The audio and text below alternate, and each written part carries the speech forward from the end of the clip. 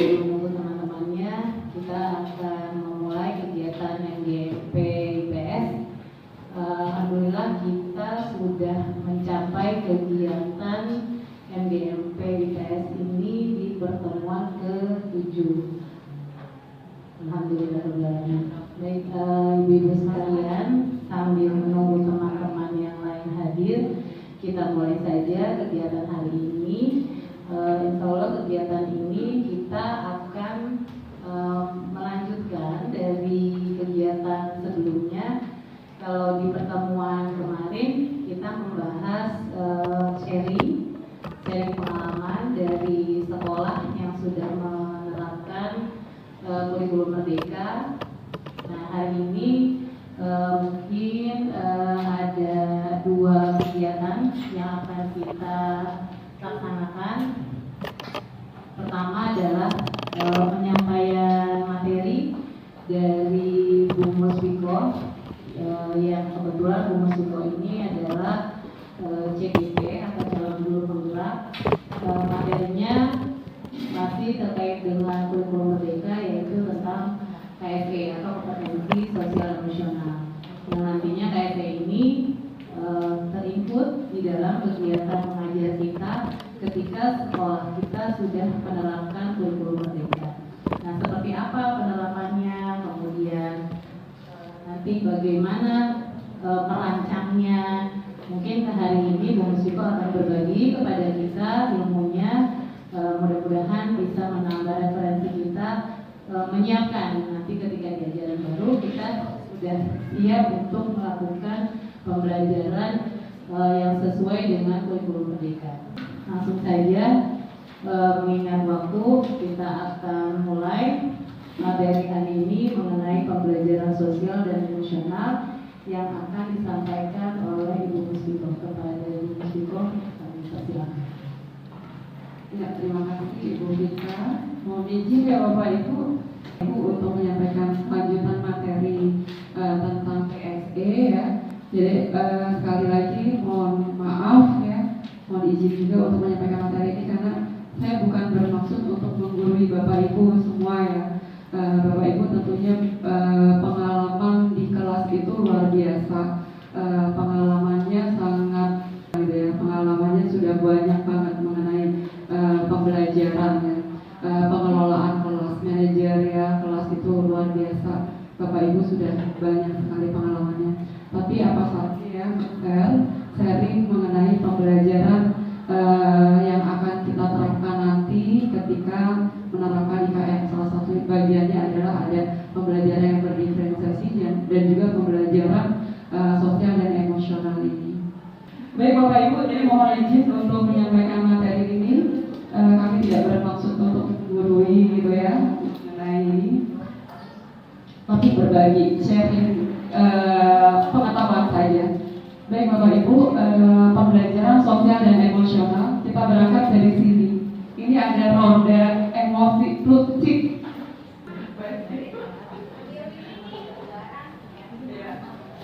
Kita berawal dari roda emosi fluid Bapak Ibu. Di sini kayaknya ada emosi dasar kita ya, manusia. Di sini kelihatan Bapak Ibu warnanya doang ya.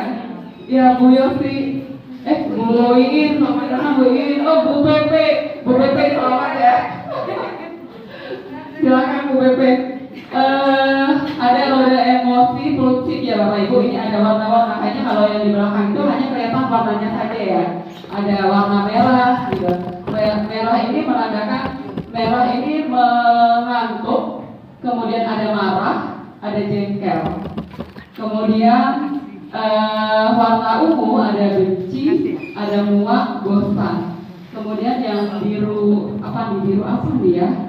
Pokoknya biru yang tengah nih Bu, ada duka, ada sedih, ada termenung.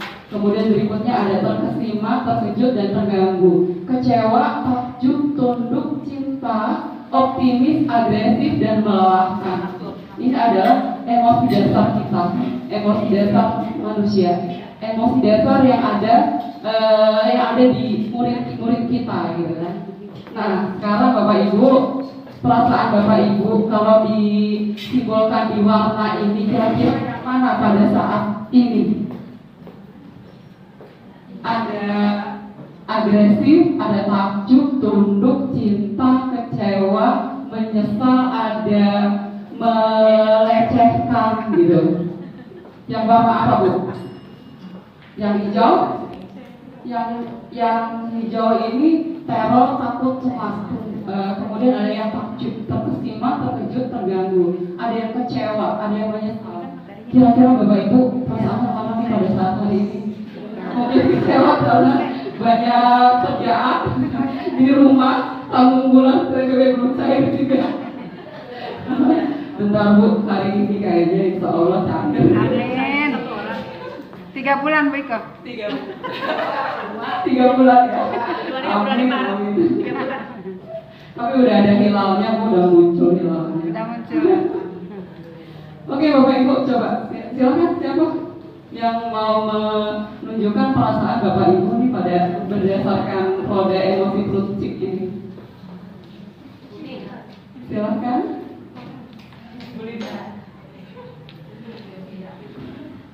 Terima kasih kesempatan yang diberikan kepada saya.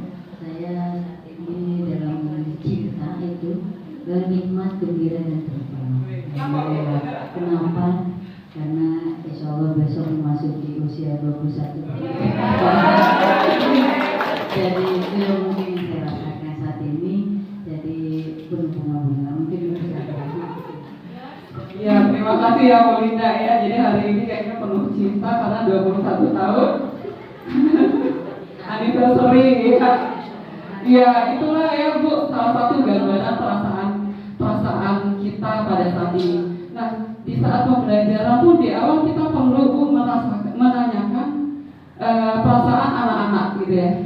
Mungkin dari rumahnya bagaimana gitu ya, sampai sekolah itu bagaimana perasaannya ketika sebelum materi pembelajaran itu anak-anak itu beda-beda banget perasaannya. Ada yang gembira, ada yang sedih, ada yang kecewa mungkin ya karena dimarahin sama ibunya, atau tadi terlambat karena hujan, dimarahin sama gurunya dan sebagainya gitu. Emosi-emosi itu berbeda-beda tiap anak gitu. Jadi perlu kita mengetahui emosi anak-anak didik kita di kelas gitu. Agar nanti pelaksanaan proses pembelajaran itu berjalan dengan aman, nyaman dan menyenangkan gitu ya. Oke, jadi ini perlu banget. Tapi kadang-kadang anak kan kalau ditanya itu jawabannya sangat fresh banget ya Bapak Ibu. B aja gitu ya. B aja kok, biasa aja anaknya, biasa aja kok gitu kan. Kita gimana respon kita kalau misalnya mendapatkan anak yang jawabannya seperti itu Bapak Ibu?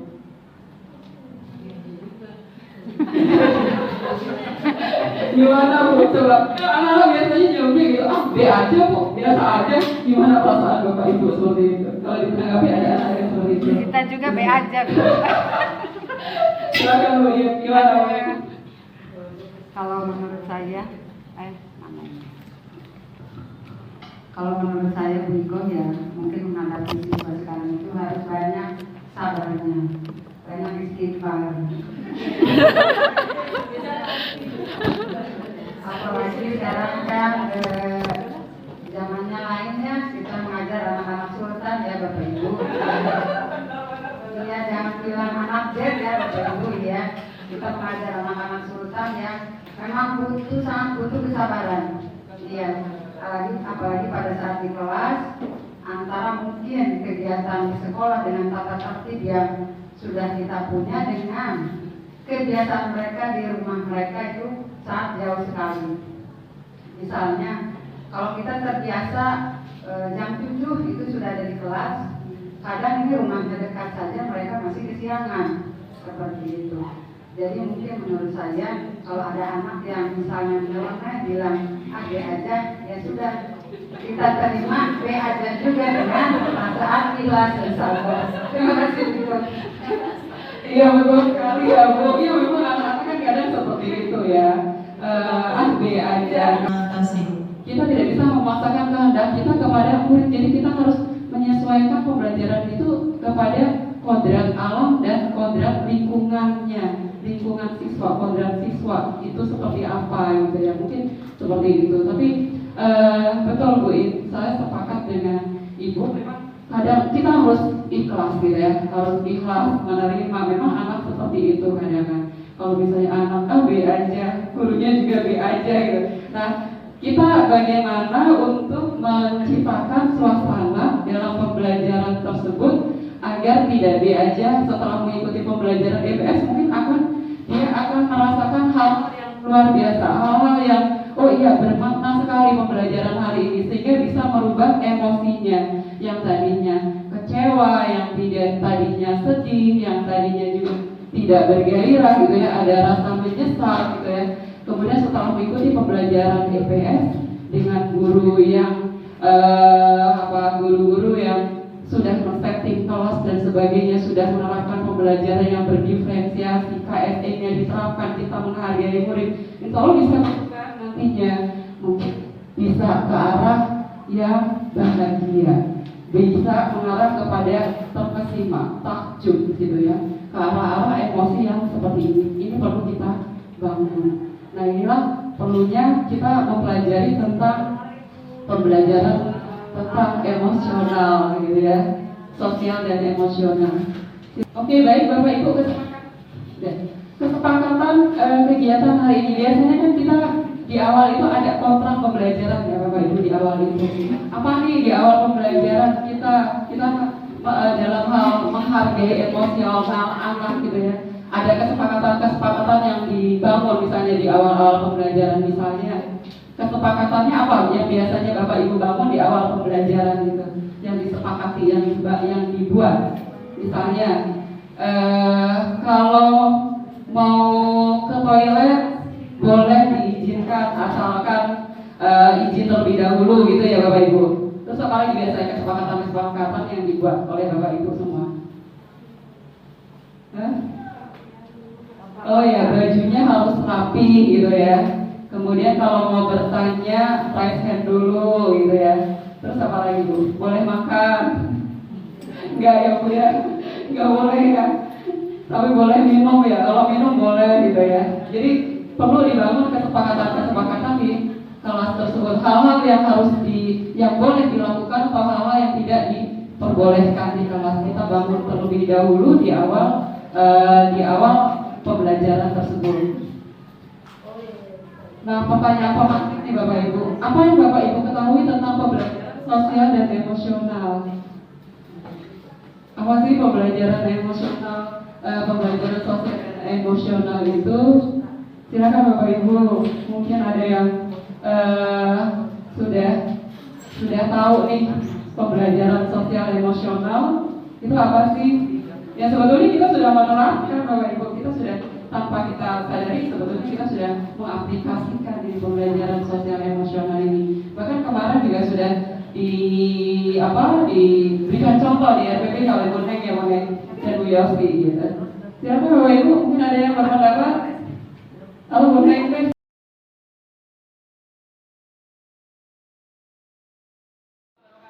Waalaikumsalam warahmatullahi wabarakatuh.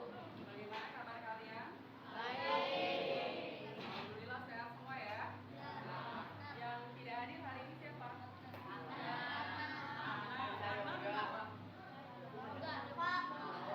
Sakit ya? Adnan Alfa sakit? Oke. Baik anak-anak, kita memasuki materi yang baru ya. Kita nanti akan membahas tentang masa praaksara di Indonesia. Ya, masa praaksara. Ada yang tahu apa sih masa praaksara itu? Oke, bagus. Diulang lagi. Siapa namanya? Aiza, silakan. Neza, ya Neza. Silakan Nez. Apa itu masa praaksara? Masa di mana manusia sebelum mengenal tulisan. Oke, bagus sekali. Tepuk tangan dong. Oke.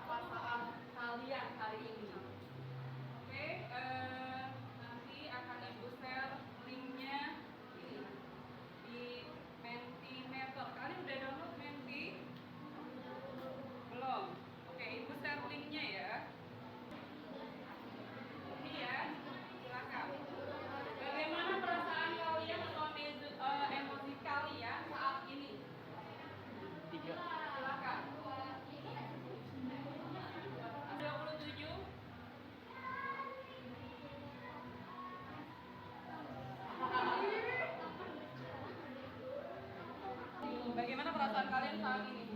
Silakan, siapa yang mau jawab? Cara. Apa perasaan kamu saat ini? Senang. Kenapa senang? Habis dapat hadiah ya? Atau ulang tahun hari ini?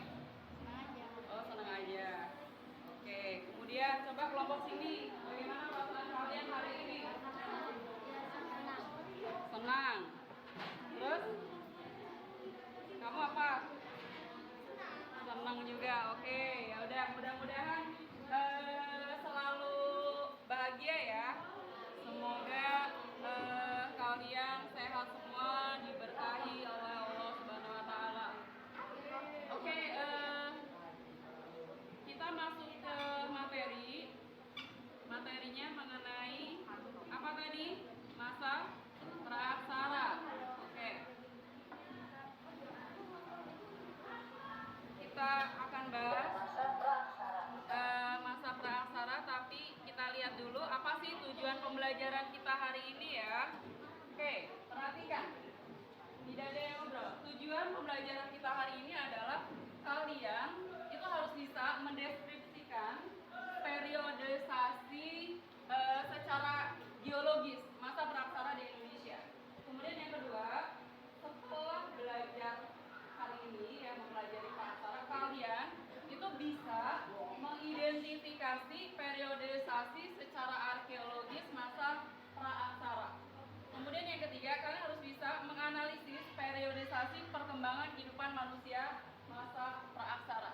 Dan yang terakhir, menyajikan hasil analisis periodisasi masa praaksara di Indonesia ya. Oke. Amati 3 benda yang ada di depan Anda saat ini. Ya, kita mulai dari benda yang pertama. Perhatikan benda tersebut apa adanya, seperti apa bentuknya, lalu bayangkan seperti apa teksturnya.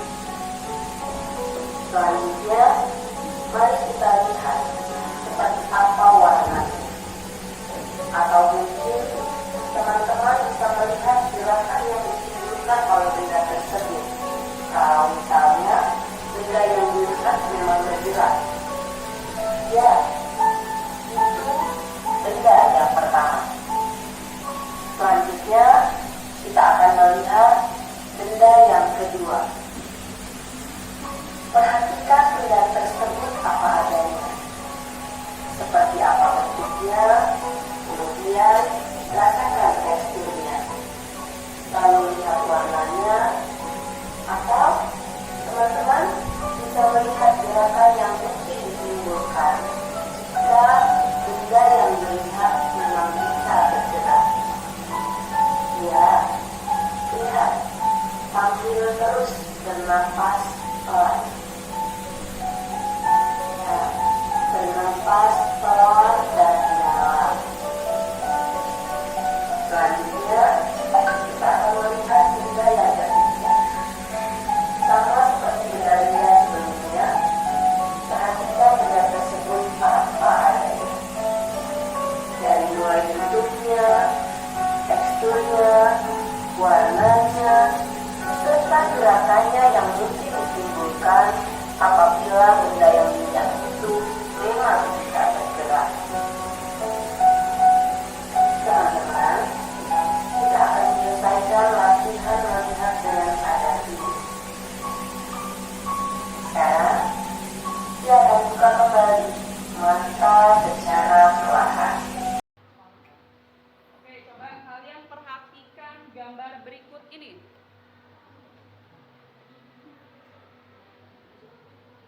Perhatikan gambar berikut ini. Apa yang ada dalam benak kamu tentang gambar ini? Ini apa? Dinosaurus. Terus yang ini? Pompong. Kayak apa? Semacam dari batu gitu ya. Peralatan dari batu. Oke, kalau ini apa ya?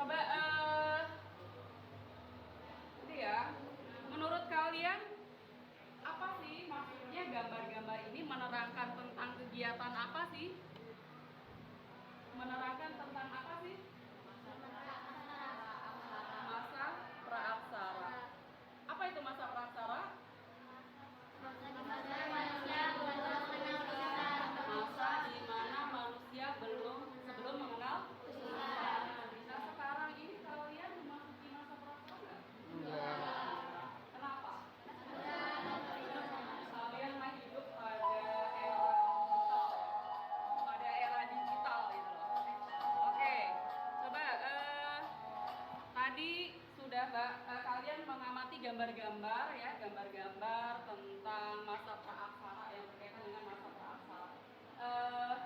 Nanti Ibu sudah share link materi ya, materi. Mungkin kalian ada yang ingin membaca gitu ya.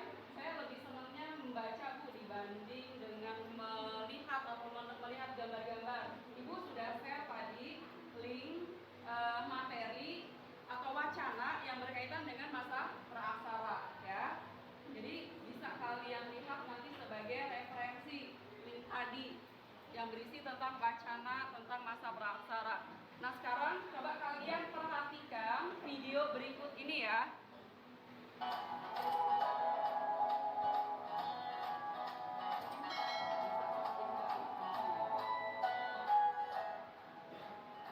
Halo anak-anak, apa kabar? Salam sehat untuk kalian. Kita bertemu kembali dengan materi kehidupan manusia pada masa praaksara. Selamat belajar.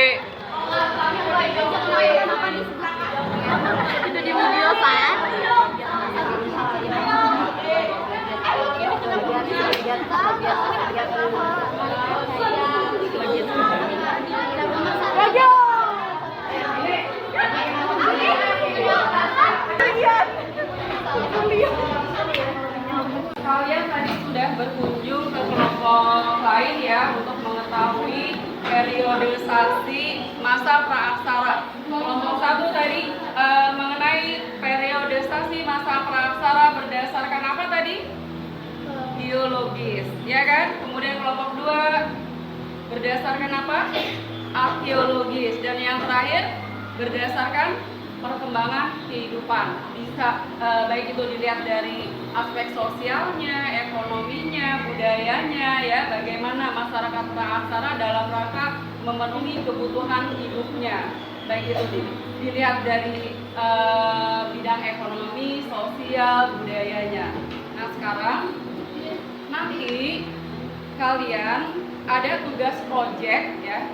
Tugas project kita di akhir materi ini, ya, kalian nanti membuat produk, ya, kajiannya adalah dalam bentuk produk. Kalian misalnya yang berminat di seni, kamu suka gambar kayak Sahabat Diva, ya, gambar seru banget, bagus ya gambarannya.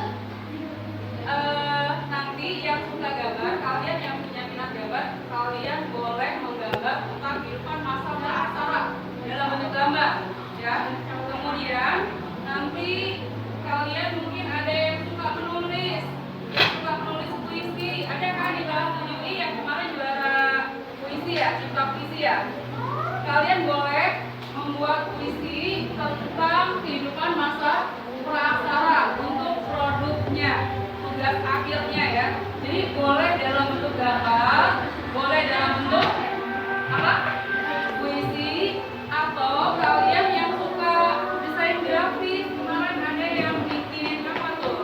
Bikin seperti iklan, ya. Iklan atau bikin infografis gitu, ya. Itu silahkan bikin poster kah, mau infografis kah, silahkan, ya. Mengenai masyarakat praaksara. Jadi kalian boleh pilih itu mau individunya, ya, yang individu. Kalian boleh bikin tulisan, puisi, cerita gitu, ya, atau bikin apa lagi tadi? Video atau infografis, poster dan sebagainya. Terserah sesuai dengan minat kalian, ya.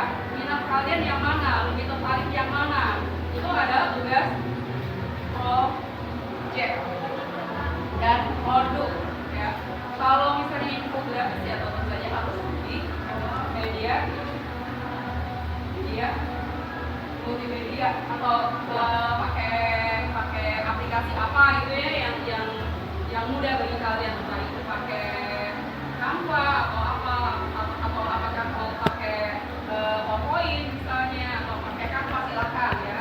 Boleh pakai bentuknya poster, infografis, atau puisi, atau juga saya sukanya nyanyi, silakan. Yang penting berkaitan dengan materinya adalah ini. Itu tugas produknya. Oke. Sekarang Ibu ingin tahu nih, ya, kesimpulannya apa sih kita belajar kali ini? Siapa nih yang menyimpulkan? Gara. Oke, silakan, Kak. Apa yang kamu ketahui mengenai kehidupan masyarakat atau peralatan pada zaman praaksara berdasarkan gambar atau video tadi? Silakan. Jadi masa praaksara itu adalah masa sebelum manusia mengenal bentuk tulisan. Jadi kalau dalam praaksara itu kehidupan sama sekarang itu benar-benar beda. Jadi peralatan yang digunakan selama masa praaksara itu sangatlah beda dengan sekarang. Dulu itu memakainya seperti batu dan kayu. Contohnya kayak membuat kapak. Jadi kapaknya itu dibuatnya pegangan itu dari kayu. Terus buat motornya tuh terbuat dari batu. Dan bangunan yang ada pada masa praaksara itu seperti gua, pokoknya orang-orang pada masa praaksara itu tinggalnya tuh pada bangunan-bangunan tetap, ya. Belum tetap, tapi masih berpindah-pindah gitu, ya. Jadi berpindah-pindah, tapi pasti bangunan itu yang terbuat dari batu, pokoknya gua-gua. Udah cukup. Oke, beri. Dibuka lagi, ya. Linknya sudah dibuka di grup. Oke, waktunya sudah habis. Oke, ya. Jadi ini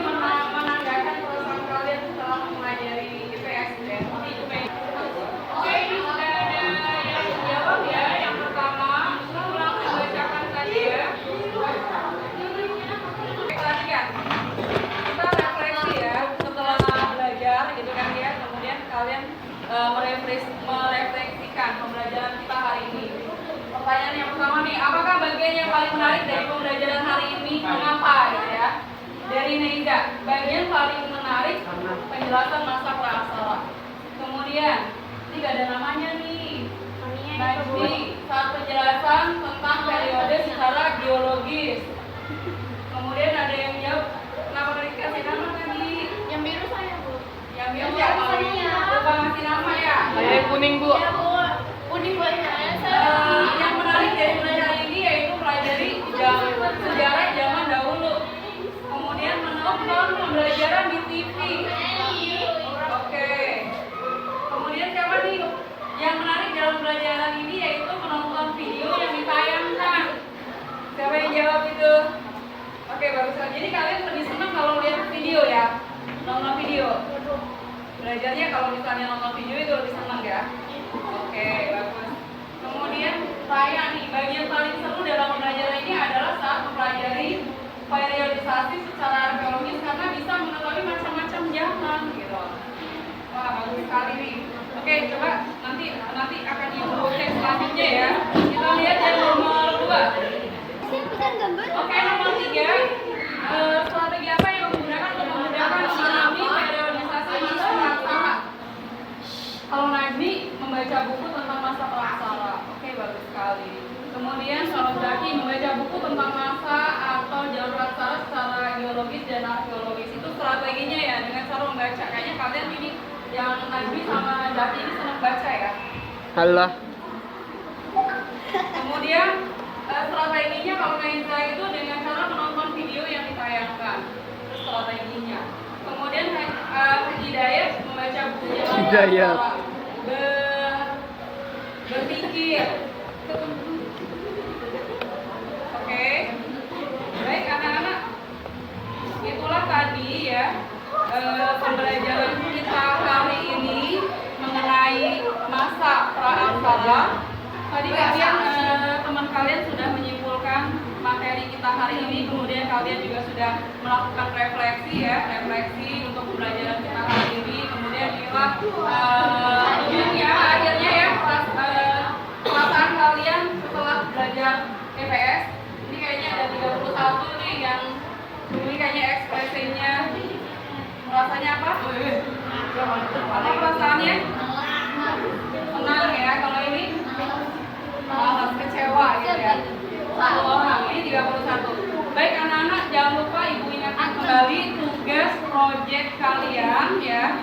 Tadi sudah ibu jelaskan. Jadi kalian yang punya minat misalnya di bidang seni menggambar, silakan kalian membuat gambar ya berkaitan dengan materi masyarakat praaksara. Bagi kalian yang punya minat menulis puisi, silakan kalian buat puisi berkaitan dengan materi masyarakat praaksara. Dan yang terakhir, kalian mau bikin poster, mau bikin infografis berkaitan dengan masa praaksara, silakan ya. Baik anak-anak, demikianlah materi kita hari ini tentang masyarakat praaksara di Indonesia ya. Jangan lupa tetap semangat untuk belajar ya. Baca materi minggu depan tentang kedatangan nenek moyang bangsa Indonesia ya. Kedatangan nenek moyang bangsa Indonesia. Oke, ibu akhiri billahi taufiq wal hidayah. Wassalamualaikum warahmatullahi wabarakatuh.